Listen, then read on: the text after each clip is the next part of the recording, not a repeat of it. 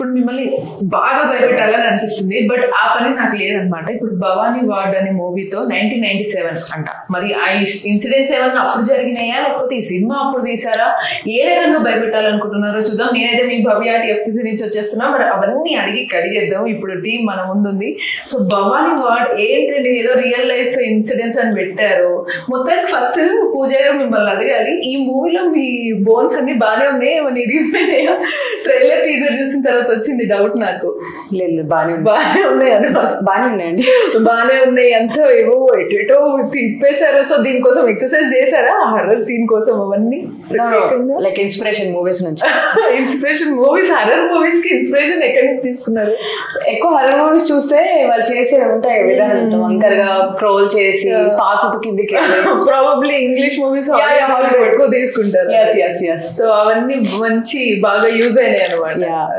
So first అసలు మీరు గణేష్ గారు మూవీస్ అనేది అంటే సీరియల్ అనంతా ఒక మంచి ఫేమ్ వచ్చింది. మోస్ట్లీ ఏమనుకుంటారు, సీరియల్లో ఫేమ్ వచ్చిన తర్వాత ఇందులోనే కంటిన్యూ అవుదాము, మనకి మంచి హైలైట్ క్యారెక్టర్స్ పడతాయి కదా అని అనుకుంటారు. బట్ మూవీస్ సైడ్ ఎందుకు టర్న్ అవ్వాలనిపించింది? అంటే ఫస్ట్ నుంచి ఎవరికైనా ప్యాషన్ అనేది మూవీస్ అండి. సో సీరియల్స్ అనేది సెకండ్ ఆప్షన్. కాకపోతే ఫస్ట్ సీరియల్స్ ని ప్రయారిటీ ఇచ్చాను. ఇంకా దానిలో రికాగ్నైజ్ బాగా వచ్చింది, అన్ని వచ్చింది. కాకపోతే ఎప్పటి నుంచి నాకు డెబ్యూ చేయాలి, ఎవరికైనా ఉంటుంది కదా పైన 70mm స్క్రీన్ లో కనిపించాలి, బాగుండాలని. అసలు ఇంత రేంజ్ కి వెళ్తుంది అనుకోలేదు. లైక్ ఇప్పుడు థియేటర్లో ఎక్కడ విన్నా గానీ మా సినిమా పేరే వినిపిస్తుంది, భవానీ వార్డ్ 1997. అరే నువ్వా అంత పెద్ద స్క్రీన్ లో కనిపించేది, మా ఫ్రెండ్స్ కానీ ఎవరైనా కానీ చాలా హ్యాపీగా అనిపించింది. ఎక్కడైనా కానీ లైక్ మా పోస్టర్స్ హోర్డింగ్స్ కానీ చూసినప్పుడు కానీ సెలబ్రేషన్ ఆల్రెడీ స్టార్ట్ అయిపోయింది అనమాట. చూసుకున్నాను అంటే హర్రర్ చేయడం చాలా కష్టం అండి. అలాంటి సినిమా థియేటర్స్ తీసుకొని రావడం అండ్ ఈ Feb 7th రావడం ఇంకా అదొక లక్ అని చెప్పుకోవచ్చు. జీడి నరసింహ గారు మీ దగ్గరికి వచ్చారా డైరెక్ట్ చేయాలనుకున్నప్పుడు? డైరెక్ట్ గా అట్లా ఎట్లా అప్రోచ్ అయ్యారు మీ దగ్గర? లైక్ వీఆర్ ఫ్రెండ్స్ అండి, గుడ్ ఫ్రెండ్స్ అనమాట. ఏదున్నా కానీ ఆయన స్టోరీస్ చెప్తుంటారు, నాకు వింటుంటాం. సో పర్టికులర్ గా మేమే చేద్దాం అనుకోలేదు ఎప్పుడు కూడా. మాటల్లోప అరే ఇలా స్టోరీ ఉంది నువ్వు చేస్తావా అని లైన్ చెప్పాడు. లైన్ చెప్పని పిచ్చి పిచ్చిగా నచ్చింది. ఎందుకంటే హారర్ అనేది చాలా తక్కువ పర్సన్ చూస్ చేసుకుంటారు. ఈ సినిమా నేను చూస్ చేసుకోవడం ఏంటంటే చిన్న పిల్లలతో సహా అందరూ చూస్తారు. మీకు భయం ఉంటది కదా హారర్ అంటే, అయినా చూస్తుంటారు, అయినా కావాలి. సో నాకు కూడా అలాగే ఉంటది అనమాట. ఇలాంటి జోనర్ తీసుకుని నాకు లక్ అని చెప్పుకోవచ్చు. చాలా బాగా వర్క్ చేసాం. ఇప్పుడు Feb 7th మీరు చూసినప్పుడు అర్థమైంది బాగా కష్టపడ్డారు అనుకో. అవునవును కష్టపడ్డాం. డైలాగ్ అనగానే నాకు పూజా గారు గుర్తొచ్చారు. ఎందుకో చూసినప్పుడు కష్టపడ్డాం బాగా కష్టపడ్డాం కాబట్టి మీరు చూడండి. సో ఇందులో మీరు ఎంతో కష్టపడ్డారు కాబట్టి అందరు చూడాలి అన్నారు. ఓకే సార్, రాజేంద్ర సార్ మీరు ఇప్పటి వరకు ఎన్నో సీరియల్స్ చేస్తుంటారు, ఆల్రెడీ మంచి ఫేమ్ వచ్చి స్టిల్ ఎన్ని చేసినా సరే ఇందులో మీ క్యారెక్టర్ ఎంత ఇంపాక్ట్ చూపిస్తుంది సార్? ఆ క్యారెక్టర్ వల్ల మీకు బాగా ఓకే ఎంత సాటిస్ఫాక్షన్ వచ్చిందిరా ఈ మూవీ హర్రర్ మూవీలో అనే ఫీలింగ్ ఏమన్నా అనిపించింది? అంటే నేను ఆల్మోస్ట్ ఆల్ ఒక 100 మూవీస్ చేస్తుంటాను. 25 years నుంచి ఇండస్ట్రీలో ఉన్నా. అనేక రకాల క్యారెక్టర్స్ చేశా. ప్రతి క్యారెక్టర్లోనూ ఏదో ఒక చిన్న కిక్ ఉంటుంది. ఆ కిక్ అనేది నేను ఇక్కడ అఫ్కోర్స్ ఇటువంటి మూవీస్ నేను చాలా చేశాను. ఫస్ట్ అడిగినప్పుడు ఏదో క్యాజువల్గా ఏదో జనరల్గా అందరూ అడుగుతుంటారు, ఓకేలే ఏదో చేస్తారులే, కొత్త వాళ్ళు ఏం చేస్తారులే అన్న ఫీల్తోనే ఉన్నా నేను. బట్ లొకేషన్లో మాత్రం డైరెక్టర్ జీడి నరసింహ అద్భుతంగా చాలా కూల్గా. మాకు సీనియర్ ఆర్టిస్ట్కి జనరల్గా తెలిసిపోతూ ఉంటుంది. యాక్ట్ చేస్తున్నప్పుడు కొత్త ప్రాజెక్ట్ వచ్చింది, కొత్త డైరెక్టర్ ఉన్నప్పుడు అతను డైరెక్ట్ చేసే విధానాన్ని చూసి మాకు తెలిసిపోతుంది. విషయం ఉందా లేదా ఆటోమేటిక్గా తెలిసిపోతుంది. బాగా చేశాడు, కూల్గా చేశాడు, బాగా చేశాడు. అదొక మంచి ఇంపార్టెంట్ క్యారెక్టర్ స్క్రీన్ మీద చూడండి. కొంతమంది అండి క్యారెక్టర్లోకి అంటే చాలామంది ఆర్టిస్టులు చూసాను నేను. కొంతమంది ఏదో యాక్ట్ చేస్తారు, ఒక డైలాగ్ ఇచ్చారనుకోండి చెప్పేస్తారు, అయిపోయింది వాడి డ్యూటీ అయిపోయింది అనుకుంటారు. కొంతమంది క్యారెక్టర్లోకి వెళ్ళిపోతారు. ఆ పిల్ల వెళ్ళిపోయింది, నేను అబ్జర్వ్ చేశా. పూజ కదమ్మా, అంత స్లిమ్ గా ఉంది కదా. జనరల్ గా ఆ స్లిమ్ పర్సనాలిటీ ఇలాంటి పర్సనాలిటీ జారు గట్టిగా పట్టుకుని తొక్కేయాలంటే, ఒక దెయ్యం సీన్ లో ఒక మంచం నుంచి పడి ఎవరినో ఒక చంపబోతుంటది, మేమంతా వచ్చి కంట్రోల్ చేస్తాం. ఒక 4-5 మంది ఆ అమ్మాయిని కంట్రోల్ చేయలేకపోయాం, అంత స్లిమ్ పర్సనాలిటీ. జనరల్ గా దెయ్యము ముసలి వాళ్ళ మీద, చిన్నవాళ్ళ మీద, పిల్లల మీద, ఎవరి మీద, అవిటి వాళ్ళ మీద ఆవహించినప్పుడు అంటే వాళ్ళ ఉన్న శక్తి కంటే 2-3-4 టైమ్స్ ఎక్కువ ఉంటుంది ఆ శక్తి. ఆ పిల్ల నిజంగానే దెయ్యం ఆ అమ్మాయిలో ఆవహించిందేమో అన్నట్టు ఆ క్యారెక్టర్ ఇంజెక్ట్ చేసుకున్నాము.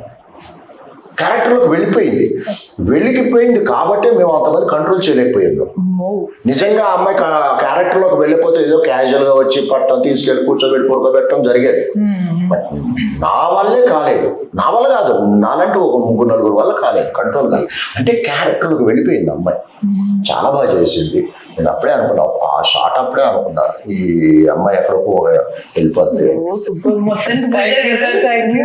ఎక్స్పీరియన్స్ ఉన్న చాలా ఎక్స్పీరియన్స్ సార్ నుంచి మీకు ఒక మంచి ప్రశంస వచ్చింది. స్టార్టింగ్ మీ గురించి చెప్పారు, అంటే ఏం తినొచ్చారా బాగా గట్టిగా అందరినీ నెట్టడానికి? తింటే రాదు, తింటే మొత్తం వస్తుంది, బలం రాదు. అదే నేను చాలా మంది పేర్లు కాదు కానీ ఇప్పుడున్న పెద్ద ఏ గ్రేడ్ స్టార్లు అందరితోనే నేను చేశాను హీరోలతో. కొన్ని సీన్స్ లో చేస్తున్నప్పుడు తెలిసిపోతుంది ఎవరి పర్ఫార్మెన్స్, ఎవరి క్యారెక్టర్లోకి వెళ్ళారు, ఎవరి క్యారెక్టర్లోకి వెళ్ళలేదు అనేది జనరల్ గా అనుభవం. మేమేం గొప్పని కాదు, అనుభవం మీద తెలిసిపోతుంది. ఆ అమ్మాయి చాలా అద్భుతంగా చేసింది, మంచి ఆర్టిస్ట్, నో డౌట్. ఇప్పుడు అన్నంతా పిస్వంసం లేదు, ఒక మెతుకు పిసికి చూడొచ్చు. ఇప్పుడు మాకు కొంతమంది సీనియర్ ఆర్టిస్టులకి కొత్త వాళ్ళు ఎవరు వచ్చారనుకోండి, ఫస్ట్ టేక్ ఆఫ్ ఆ చెప్పే 1-2 డైలాగులోనే వీళ్ళు ఆర్టిస్టా కాదా అని మేము గెస్ట్ చేసేయగలం, తెలిసిపోతుంది. ఆ పిల్ల ఫస్ట్ షాట్ లోనే అనిపించింది మంచి పర్ఫార్మర్, మంచి మొత్తానికి మీకు ట్యాగ్ లైన్ ఇద్దామండి, కరెంట్ తీగలున్న అలాగే ఇక వీడి గురించి చెప్పాలంటే అందరు ఆడియన్స్ ఏంటి వీడు హీరో గురించి, హీరోని ఆడు అంటున్నాడు అని. గణేష్ గారు, సారీ అండి ఆడియన్స్ కి, మీ ఫ్యాన్స్ అందరు మరి గణేష్ రెడ్డి గారి గురించి చెప్పాలి అంటే వద్దులేండి మాయ గారు. ఫ్యాన్స్ అసోసియేషన్ మెంబర్స్ ఎవరైనా చేస్తారండి, ఎందుకంటే గణేష్ గారు అంటే పోలా కాదు కాదు, వీడిని అండర్లైన్ చేస్తున్నారు, వీడిని గణేష్ గారు అంటే పోలా, ఎరా ప్లేస్ లో మీరు అంటే పోలా కదరా. బాగుంది, మీరు ఆల్రెడీ తను సీరియల్ చేశారు, ఒక సీరియల్ చేసాము. చేసిన తర్వాత యాక్చువల్గా చెప్పాలి ఏంటంటే వదినమ్మ సీరియల్లో నాది చాలా యాంటీ క్యారెక్టర్, చాలా రఫ్ క్యారెక్టర్. వీడిది ఒక పాజిటివ్, అన్నదమ్ముల్లో లాస్ట్ తమ్ముడు. జనరల్గా ఏంటంటే ద్వేషంలోంచి, కోపంలోంచి పుట్టిన ప్రేమ చాలా బలంగా ఉంటుంది. నేను చాలా సార్లు అబ్జర్వ్ చేశాను, నెంబర్ ఆఫ్ టైమ్స్ అబ్జర్వ్ చేశాను. నాకు ఫస్ట్ వీడిని చూస్తే అసహ్యం వేసేది, ఎలర్జీ పుట్టేది. చెత్త నా కూడా, సారీ అందరి ముందు అనకూడదు, అలా చాలా ఎలర్జిక్ గా ఫీల్ అయ్యేవాడిని వీడిని చూస్తే. రాను మరి ఎలా అయిందో, వాడేమన్నా నాకు మందు పెట్టాడో ఏం చచ్చాడో తెలియదు, రాను వాడి మీద నాకు ఎక్కడ లేని ప్రేమ, అభిమానాలు పుట్టింది. నాకు ఆ లొకేషన్, అందరి లోకాలు, నేను లొకేషన్కి వెళ్ళగానే ఎక్కడున్నాడు గణేష్ గారు అని ఎత్తుక్కుంటేవాడు నేను. అంటే ఆ స్థాయి తీసుకొచ్చాడండి మందు పెట్టి. అయితే అలా ద్వేషం వచ్చి వీడంటే నాకు ఫ్రాంక్గా చెప్తా, కొంతమంది అంటే మంచి బాండింగ్ ఫ్రెండ్షిప్. నాకు నిజంగా నాకు మేనర్ లాగానే అనిపిస్తుంది, నా చెల్లి కొడుకు లాగానే.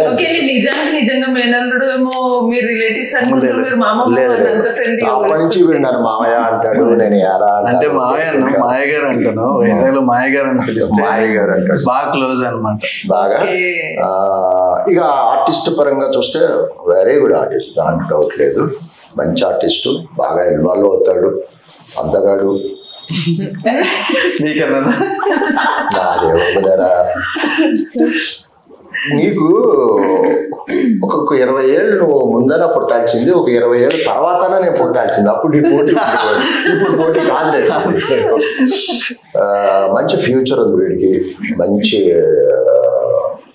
బిహేవియర్ కానీ ఏదైనా కానీ డెఫినెట్గా వీడికి ఉన్న లక్షణాలు ప్రాయంగా చెప్పాలి అంటే బుల్లితెర కంటే వెండితెరకు suitable personality, suitable face, performer. డెఫినెట్గా నాకైతే ఒక నమ్మకం ఉంది, ఆ పిల్ల మంచి హీరోయిన్ అవుతుంది, వీడు ఒక మంచి హీరో అవుతారు, మంచి పొజిషన్ లో ఉంటారని నేను గాఢంగా నమ్ముతున్నాను. దాంట్లో డౌట్ లేదు. ఆల్ ది బెస్ట్ రా, ఆల్ ది బెస్ట్ అమ్మా. సో గణేష్ గారు, ఇప్పుడు ఈ మూవీలో స్క్రీన్ ప్లే అనేది మనం ఇందాక అనుకున్నాం చాలా కష్టం అని చెప్పేసి. సో అది ఎంత కష్టం, ఒక హర్రర్ మూవీని మళ్ళీ కన్ఫ్యూజన్ కూడా ఉంటుంది. పర్టికులర్ గా ఏ మూమెంట్ లో తను ఎలా యాక్ట్ చేసింది, దానికి ఖచ్చితంగా నేను ఈ టైంలో ఎలా రియాక్షన్ ఇచ్చుంటాను, మళ్ళీ అదే భయం నేను చూపించాల్సిందో లేదా ఏదో కన్ఫ్యూజన్ చూపించాలి. సో అదంతా మీకు ఎలా వచ్చింది అనిపించింది? మీరు బాగా స్ట్రగుల్, కష్టం అనిపించిన సిచ్యువేషన్, మూమెంట్ ఏదైనా? సిచ్యువేషన్ అంటే యాక్చువల్లీ నాకేంటంటే నైట్ షూట్ చేయాలి, మళ్ళీ మార్నింగ్ సీరియల్ షూట్ చేయాలి. మూవీ నైట్ షూట్, మళ్ళీ మార్నింగ్ సీరియల్ షూట్ చేయాలి. సో అది కష్టం అంటే నిద్ర ఉండదు బేసిక్ గా. సో సీన్స్ ఏంటంటే కొన్ని సీన్స్ పైనుంచి రాడ్లు పడుతుంటాయి, తన కాలు ఇలా సడన్ గా వస్తాయి, అది చూసి సడన్ గా భయపడాలి, వెనక్కి వెళ్ళాలి. ఇటుందని అనుకుంటే దయ్యం మళ్ళీ ఇటు వస్తుంది, ఇటుందంటే ఇంకా ఇటు వస్తుంది. సో రౌండ్ తిరిగి కింద పడిపోతా. కింద పడిపోయిన తర్వాత మొత్తం బ్లడ్ నోట్లను పెట్టుకోవాలి, కక్కుతూనే ఉండాలి, కొడుతూనే ఉంటది, తను కొడుతూనే ఉంటది. అప్పుడు ఒక ఫోన్ కాల్ వస్తుంది, ఫోన్ అక్కడ ఉంటది. ఫోన్ అక్కడ ఉంటే ఇలా అంటే దయ్యం అక్కడే ఉంది, తను చూస్తే నన్ను చంపేస్తుంది, కానీ మనం తను తెలియకుండా వెళ్ళాలి. సో మెల్లగా ఆ రాడ్లన్నీ పక్కకి తీసి స్లోగా, అది వన్ ఆఫ్ ద మా ఫేవరెట్ సీన్ అనమాట. దానికి ఏంటంటే చాలా కష్టం అనిపించింది. అంటే యాజ్ యాక్టర్ గా మెల్లగా తీసి సైలెంట్ గా వెళ్ళాలి, లేదా తెలిసింది అనుకో దయ్యంకి, ఇంకా దయ్యం వచ్చేస్తాను. ఆ ఫోన్ అసలు ఫోన్ మోగుతుంది ఎలాగా, అక్కడ ఎందుకు మోగింది, అసలు ఫోన్ ఏం సంబంధం ఇక్కడ, అసలు పాత ఫోన్ అది. అదే కన్ఫ్యూజన్ వెళ్తాం. సో పాక్కుంటే వెళ్ళాలి, తీయాలి, ఇవన్నీ చెయ్యాలి. ఆ ఫోన్ ఎత్తడం కానీ, ఆ సీన్ చూసిన తర్వాత సినిమాలు అరే భలే ఇంత బాగా ఎలా చేసేవారు అనిపించింది. అంటే నాకు కూడా ఆ సీన్ చూసిన తర్వాత నేనేంట్రా అంత బాగా చేస్తారు,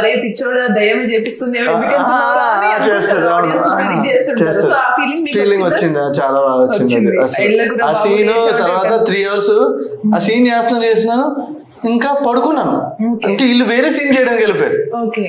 ఇంకా వీళ్ళు ఏమనుకున్నారు, బ్రో నువ్వు జస్ట్ ఇన్వాల్వ్మెంట్ ఉన్నా అంటే రియల్ గానే ఉండిపోయాను. అలా నన్ను తెలిసి వీళ్ళు వెళ్ళిపోయారు కిందకి వేరే సీన్ చేయడానికి. అది అంటే ఇంక అక్కడ నుంచి ఆ పొజిషన్ అవన్నీ అవడం అవన్నీ జరిగింది కూడా రియల్ గా కూడా. అక్కడ హాస్పిటల్ అంత ట్రూగా ఉండేది. ఓకే. సో పూజ గారు, మీకు ఎప్పుడన్నా రియల్ లైఫ్ లో సీరియస్ గా ఏమన్నా ఫీలింగ్ అట్లా గానీ, నిజంగా ఏదైనా దయ్యం పట్టిందా నాకు అనే ఫీలింగ్ అని మీ చుట్టుపక్కల రియల్ ఇన్సిడెంట్స్ ఏమన్నా ఫేస్ చేస్తారా?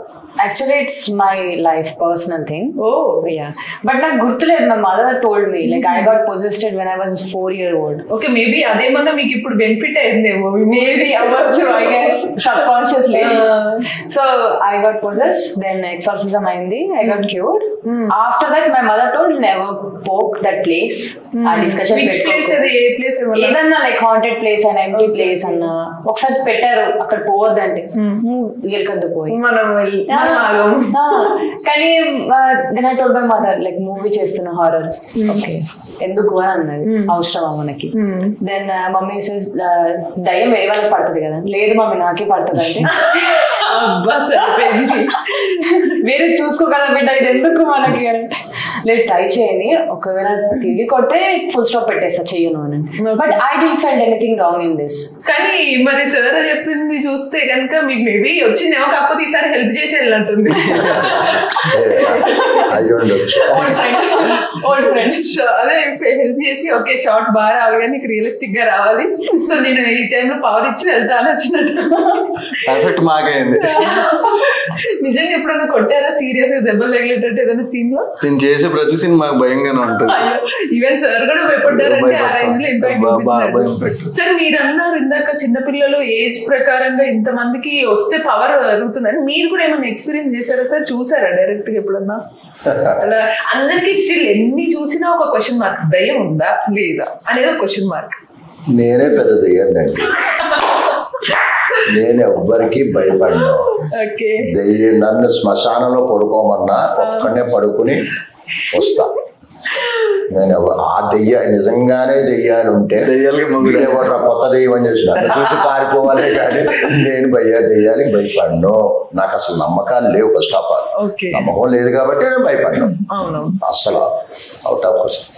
ఇక ఇప్పుడు జనరల్ గా దీనికి దెయ్యానికి దేవుడికి కనెక్షన్ ఉంటాయి. ఇప్పుడు దేవుడు ఉన్నాడు అనుకుంటే దెయ్యం ఉంటుంది, దేవుడు లేడు అనుకుంటే దెయ్యం లేదు. ఇక్కడ నా మనస్తత్వం ఏంటంటే, నువ్వు దేవుడు ఉన్నాడా అని మీరు నాకు క్వశ్చన్ వేస్తే ఫ్రాంక్గా చెప్పాలంటే నాకు తెలియదంట. ఒక్కొక్కసారి లేడనిపిస్తుంది, ఒక్కొక్కసారి ఉన్నాడు అనిపిస్తుంది, ఒక్కొక్కసారి మాట్లాడుతుంటా దేవుడితో. ఆయన నాతో మాట్లాడు కానీ నేను మాట్లాడుతుంటా. ఒక్కొక్కసారి తిడుతుంటా, విసుక్కుంటా, బాను అంటుంటా. కానీ ఏది అన్నా కానీ నాలో రియాక్షన్స్ ఉంటాయి, కానీ ఆయనలో రియాక్షన్ కనపట్ల. ఆయన అట్లా చూస్తూనే ఉంటాడు. ఆయన నేను ఎన్ని తిట్టినా మెచ్చుకున్నా ఇలా చూస్తూనే ఉంటాడు. సో ఉన్నాడా లేడా అంటే నాకు తెలీదు. ఇక్కడ దీనికి దానికి సంబంధం ఉంది కాబట్టి దేవుడు ఉన్నాడు. దెయ్యం ఉందా లేదా అంటే అది కూడా నాకు తెలియదు, కానీ భయపడ్డాను. నిజంగా దెయ్యం ఉన్నా కానీ నేను భయపడ్డాను, సమస్య లేదు. కాబట్టి ఇవన్నీ కథలు మామూలే. ఆ అమ్మాయి కాకపోతే ఆ అమ్మాయిని చూస్తే నాకు డౌట్ వచ్చింది మళ్ళా, ఒక్కొక్కసారి దెయ్యం ఉందేమో అని. అంత బాగా చేసి. ఓకే, సో ఇప్పుడు మీరు యాజ్ అన్ ఆర్టిస్ట్ గా మీరు వచ్చినప్పుడు సీరియస్ గా ఇన్వాల్వ్ అవ్వాలి, ఈ పర్టికులర్ గా ఈ జోనర్ మూవీస్ అన్నప్పుడు భయపడాల్సి ఉంటుంది కదా. సో మీకు బ్యాక్గ్రౌండ్ మ్యూజిక్ అనేది ఇంపాక్ట్, కొన్నిసార్లు సీన్స్ లో ఏమన్నా మీకు వేరే మ్యూజిక్స్ ఏమన్నా పెడతారా ఇంపాక్ట్ కోసం? భయం రావాలి? సీన్స్ ఏం లేదండి, లైక్ మా డైరెక్టర్ గారు సీన్ ఎక్స్ప్లెయిన్ చేస్తారు అనమాట, ఇలా ఉంటది అనుకోని. మాకు అదృష్టం ఏంటంటే డైరెక్టర్ ఏంటంటే మా ఫ్రెండ్ అవ్వడం. ఫస్ట్ ఆఫ్ ఆల్ ఆయన ఎక్స్ప్లెనేషన్ కూడా సెట్ లో చాలా బాగుంటది. రాలేదా కంపల్సరీ ఇంకోసారి చేయమంటారు, వచ్చే వరకు చేయించుకుంటారు. అండ్ హారర్ కి ఏంటంటే పర్టికులర్ గా ఒక యాక్టర్ కి ఒక ఛాలెంజ్ టైప్ అది. ఎందుకంటే అది ఆ స్క్రిప్ట్ కూడా ఆ డైలాగ్స్ కానీ ఆ మాడ్యులేషన్ కానీ ఏదైనా కానీ డైరెక్టర్ చూస్ చేసుకున్న విధానం చాలా బాగుంటది. అండ్ నేను ప్రతి సీన్ లో ఒక ఛాలెంజ్ లాగా అనిపించింది నాకు. నేను చేశాను కదా, నాకు ఎక్కడ కూడా ఒకవేళ కొన్ని తగిలాయి, కొన్ని చెప్పకూడదు, దెబ్బలు తగిలాయి చాలా కూడా. కానీ నాకు చాలా బాగా అనిపించింది, అరే ఇంత బాగా వస్తుందా ఇంత అనుకుని. అంటే నేను పర్టికులర్ గా సీరియల్ అయినా సినిమా అయినా ఒకలాగా చూస్తాను. సీరియల్ అయినా కానీ బురదలో పడాలని నేను పడిపోతా, ఎందుకంటే నాకు రియాలిటీగా కావాలి. ఇప్పుడు దూకమని దూకేస్తా, అంటే నాకు సినిమా అంటే ఇంకా అంతే నాకు ఇష్టం. ఈ సీన్ సేమ్ ఎగ్జాక్ట్ ఇది ఒక కైండ్ ఆఫ్ డేజా ఫీలింగ్ వస్తుంది. సేమ్ ఇదే వర్డ్స్ ఎవరో సంథింగ్ నా ముందు బురదలో పడమంటే పడదని చెప్పింది, ఇప్పుడు జరుగుతుంది రియల్ గా అనిపిస్తుంది. సో ఏంటో అంత మరి ఏంటి అంత స్పిరిట్ ఫీలింగ్ లాగా వస్తుంది, వెనకాల ఉంది కాబట్టి వస్తుంది. సో అంటే ట్రూ లైఫ్ ఇన్సిడెంట్స్ అంటే ఏ పరంగా తీసుకున్నారు ఇది, లేకపోతే సీరియస్ గా ఈ ఇన్సిడెంట్స్ అనేవి పర్టికులర్ ఏ జోనర్ కి ఏ క్రైమ్ చేస్తే ఈ ఇన్సిడెంట్ తీసుకున్నారు డైరెక్టర్ గారు? ఇది ఒరిజినల్ గా అయితే KGH అని వైజాగ్ లో ఉంటది హాస్పిటల్, దానిలో ఒక భవానీ వార్డ్ అని వార్డ్ ఉంటుంది. లేదు, పర్మిషన్స్ రాలేదు. సో అది 7 తర్వాత ఒక టైమింగ్ ఉంటది. సో 50-50 ఛాన్సెస్ ఉంటది ఎవరు వెళ్ళిన పేషెంట్. ఇప్పటికి కూడా ఇప్పటికి ఉంటది. KGH అని వైజాగ్ లో KGH హాస్పిటల్ అంటే కింగ్ జార్జ్ హాస్పిటల్ అది. అంటే 50-50 ఛాన్సెస్, అంటే నేను బ్లేమ్ చేయట్లేదు. ఇంకో విషయం చెప్పినా, నేను పుట్టింది అక్కడే, ఆ హాస్పిటల్, అందుకే భయపడ్డాము. ఎన్ని మిరాకిల్స్ ఉన్నాయి ఈ మూవీలో. ఒకటి మీకేమో చిన్నప్పుడు అది రావడం, ఇక్కడ పవర్ రావడం, సార్ ఏమో అక్కడే పుట్టడం. సో కరెక్ట్ క్యాస్ట్ సో అనుకోకుండా.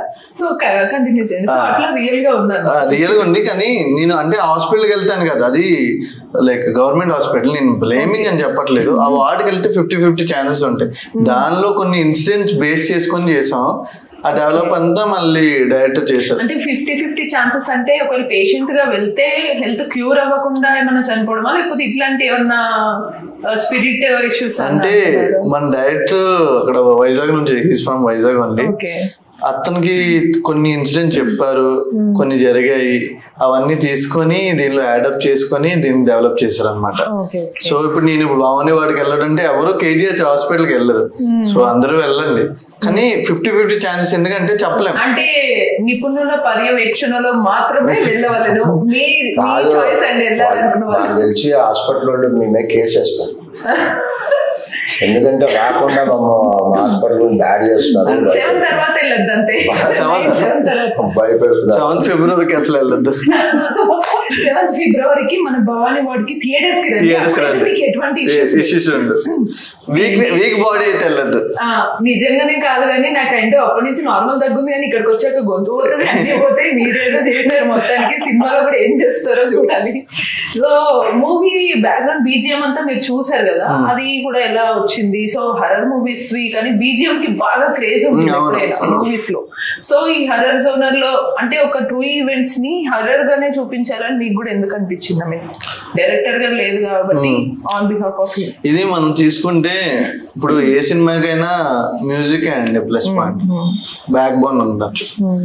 సో ఇది కూడా మాకు ఏంటంటే జస్టిన్ గారు ఉంటారు వైజాగ్ లో, ఆయన కూడా వైజాగ్. సో మాకు ఒక బ్యాక్ బోన్ లాగానే ఆయన. ఇప్పుడు మీరు ట్రైలర్ చూసారు, ట్రైలర్ లో ఎక్కడ కూడా ఇంత కూడా మిస్ అవ్వలేదు. సౌండ్ ఎఫెక్ట్స్ కానీ ఏది మిక్సింగ్ కానీ, మేము మిక్సింగ్ కూడా ఎలా చేపించామంటే ప్రాపర్ గా మంచి థియేటర్కి వెళ్తే మీ చైర్స్ కూడా వైబ్ అవుతుంది, మీరు ఎలా ఉన్న వాళ్ళు ఇలా వస్తారు. సో అంత అసలు ఫస్ట్ ఆఫ్ ఆల్ మీకు బోన్స్ ఉన్నాయా లేదా ఫస్ట్ ఎలాగైనా అడుగుదాం అనుకున్నా. మొత్తం అంతా హాలీవుడ్ ఇన్స్పిరేషన్ లో మీరు ఆ వాక్ చేశారు కదా, సేమ్ ద రింగ్ మూవీలోనో సంథింగ్ ఎందులోనో ఉంటది సేమ్ అదే వాక్ ఎగ్జాక్ట్ కదా. సో అది మీరు ప్రాక్టీస్ చేశారా ఇంట్లో ఏమైనా సీన్ కి వచ్చే ముందు? అట్లా ప్రాక్టీస్ ఏం లేదు, మీకు నచ్చినట్టు వాకేరా లేకపోతే నాకు ఇలానే కావాలి అని ఆయనకు వచ్చినట్టు నేను చేశాను, ఆయనకు నచ్చింది, ఫైన్. ఓకే. సో అంటే మామూలుగా కొన్నిసార్లు మనలో ఆల్రెడీ కొంచెం టెంపర్ తనము, నాటి థింగ్స్ ఇవన్నీ ఉంటే దాంట్లో మీకు స్పిరిట్ కూడా ఒక ప్లస్ పాయింట్. ఆర్టిస్ట్ అంటే సహజంగా వాళ్ళు ఒక నటుడు ఉంటాడు, కొంతమందికి నటుడు ఉండడు, తెచ్చిపెట్టుకుంటారు. కొంతమంది సహజంగా బ్లడ్ లో నటుడు ఉంటాడు. అమ్మాయికి ఉన్నాడు కాబట్టి ఉన్న బాడీలో నటుడు ఉన్నప్పుడు ముందు ప్రిపేర్ అవ్వాల్సిన అవసరం లేదండి. డైరెక్టర్ గారు ఇది ఇది అని చెప్పినప్పుడు వాళ్ళకి తెలియకోకుండానే క్యారెక్టర్లోకి వెళుతారు కాబట్టి చేసేస్తారు. అమ్మాయి ఆర్టిస్ట్ కాబట్టి ముందు ప్రిపేర్ అవ్వాలి, అక్కడికి వెళ్ళి ఆటోమేటిక్ ఇన్వాల్వ్ అయిపోయారు. అవునా, సూపర్ సూపర్. మొత్తానికి మీరు ప్రశంసలు పొందుకున్నారు. సో సక్సెస్ అకాడమీకి వచ్చేసి అదేదో భవానీ అవార్డు ఉన్నారు, ట్యాగ్ లైన్ వైజాగ్ అని పెట్టాల్సింది కదా. అవును, మీరు కూడా వైజాగ్ నుంచి కాదు కదా? కాదు, మీరు ఒక్కరే వైజాగ్ నుంచి కాదేమో, మీతో అంతా అక్కడి నుంచి వచ్చారు. సో మొత్తానికి భవానీ అవార్డ్ 1997 అయితే if you don't know Pooja you will get to know Pooja after this. అది తన ఇన్స్టాలో చూడండి. ఇప్పుడు నేను ఎందుకు డైలాగ్ చెప్పానో మీకు కూడా అర్థం అవుతుంది. అండ్ తన ఇన్స్టా చూస్తే మీకు ఇంకో కొత్త ఆర్టిస్ట్ కూడా బయటపడతారు. తను మంచి ఆర్టిస్ట్ అనమాట. సో తన పెయింటింగ్స్ కానీ ఇవన్నీ చూస్తే అదిరిపోతాయి. యా చూసాను. సో ఇంత మల్టీ టాలెంటెడ్ పర్సన్, సార్ నుంచి ప్రశంసలు తీసుకున్నారు సక్సెస్ఫుల్ గా. ఈ మూవీలో మీరే మేబీ బాగా హైలైట్ గా అందరినీ భయపెట్టి చంపేసినట్టున్నారు. మొత్తానికి చూద్దాం మనల్ని కూడా ఎలా చంపేస్తారు. థియేటర్స్ లో February 7th భవానీ అవార్డ్ చూసిన తర్వాత నిజంగా డౌట్ వచ్చి మీకు డేర్ ఉంటే మేము మాత్రం వెళ్ళమని చెప్పము, కేజీహెచ్ హాస్పిటల్లో ఉందంట ఈ సీన్, ఎందుకు అలా చేశారు, ఇవన్నీ కూడా మనకు చాలా ఎక్సైటింగ్ గా ఉన్నాయి. సో లేట్ చేయకుండా థియేటర్ లో చూద్దాం. నేనైతే పక్క థియేటర్కి వెళ్తాను. So until then keep watching TFPC and నేను మీ భవ్య సైనింగ్ ఆఫ్.